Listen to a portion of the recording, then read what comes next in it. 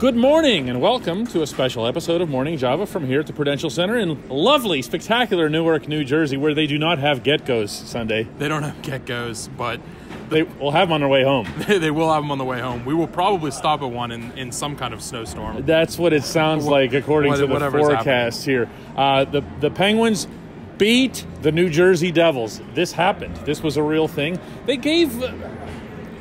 I thought from about late in the first period onward, they gave a pretty consistent effort. Yeah, I did. There were aspects of this game where I was a little bit worried to start. It started out, obviously, with the Devils getting a goal. Murray's on his chest. Nothing he can do about the puck coming up over him. Then maybe the second goal, I thought maybe he had a better chance on than... He had a rotten game. What are you talking about? You just said that he fell forward and the puck went over. That's what I'm saying. I was worried about the Penguins. All three goals were bad. And the only reason anybody would have worried about the Penguins in this game was that Murray was really, really shaky. Well, listen, I jinxed him on the third one, if you were following along with the live file, so I feel bad about that one. He did. But no, I never felt like he was in control of the game. That's what I was saying. Oh. I thought that short side, top shelf goal on the backhand was completely avoidable. Yeah, well, what about Wood's shot? That thing still hasn't hit the back of the net out there. I mean, that thing is, look, I thought he was shaky, including giving up a couple of pike shots behind him that really should have been stopped. He was nervous. He was moving around. He was jittery. He was passive, I thought, in terms of cutting down his angles. If I'm Mike Sullivan Thursday night, I have no doubt that I'm going with Casey DeSmith. There was a period of this third period in this game where I thought that Matt Murray kind of settled in, calmed himself down, and he just made himself big in the net. But then that third goal went in literally seconds later. Yeah, he has some work to do still. What'd you think of that second line? Man, I kind of like all the lines. I liked all of them. I liked the way that everybody worked together. And it didn't come 5-on-5, but on that third line, Nick Bukestad told me before the game after the skate that he did. The more that he touches the puck, the more he's going to feel comfortable. And on that second power play unit, he touched the puck several times in succession and scored a goal. Yeah, he ripped it too. Now, it was on a power play. It wasn't 5-on-5 like you said, but at the same time, he did release the thing with gusto, and that's what you want to see from Nick Bukestad, is similar to the goal that he scored in Philadelphia, where he's a guy who, even though he plays the middle of the rink, he needs to be shooting to be effective.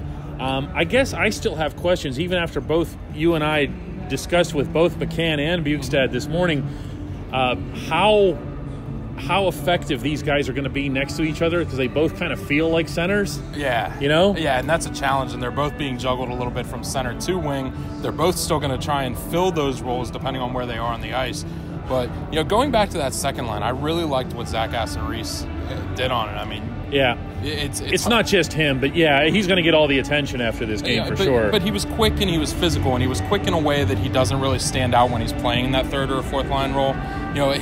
He looked like he rises up to the challenge of playing with Evgeny Malkin and Phil Kessel. And he's not blown away by it. No, and we've seen that from him before. Yeah. It's not something new, but it'll be nice to see a chance, or him get the, I guess, elongated, prolonged chance of having those opportunities without, getting hurt, hopefully. Yeah, and that's kind of what Mike Sullivan was saying after the game, was he gets into this rhythm, he gets comfortable, he knows he's an NHL player, and then something happens to knock him out of the lineup, knock on something around here. If he stays in, he looks like he's going to be very, very comfortable and a good fit.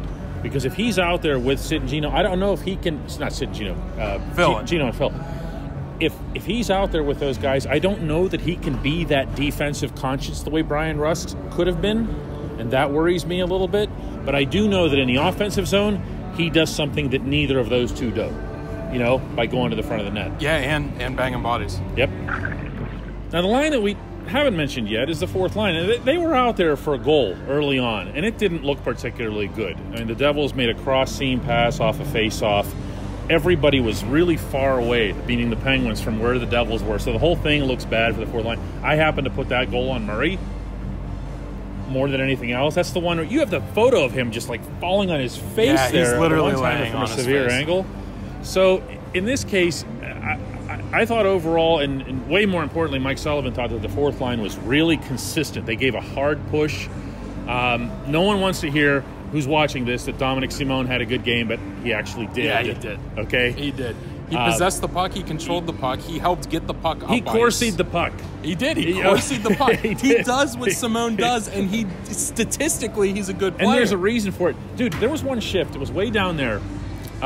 This was, I think it was in the second period, where he stole the puck from a Devil, tried to get a shot off, couldn't, had it blocked. He goes over into the corner, gets it back, takes it behind the New Jersey net, passes it to somebody, gets it back. He sustains the attack. Everyone at home is going, Simon. But guess what happened in all that time that he had the puck? The Devils didn't. The Devils didn't. Okay? And this is where these advanced stats come to light. We're not going to... he's not going to turn into... freaking Teemu Selanne. No. Okay, he's just not. Look, I get it. He's the worst player on the planet. He's the worst player on the Penguins. He's never worth any roster spot.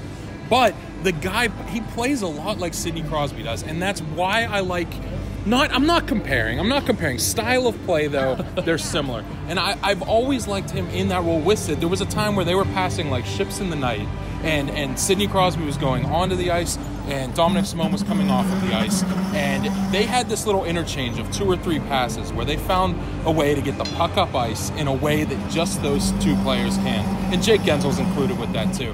But, he was good on the second power play unit. He assisted with Bukestad. I like Simon. You guys are going to have to get over it. Yeah, take it up with Sunday.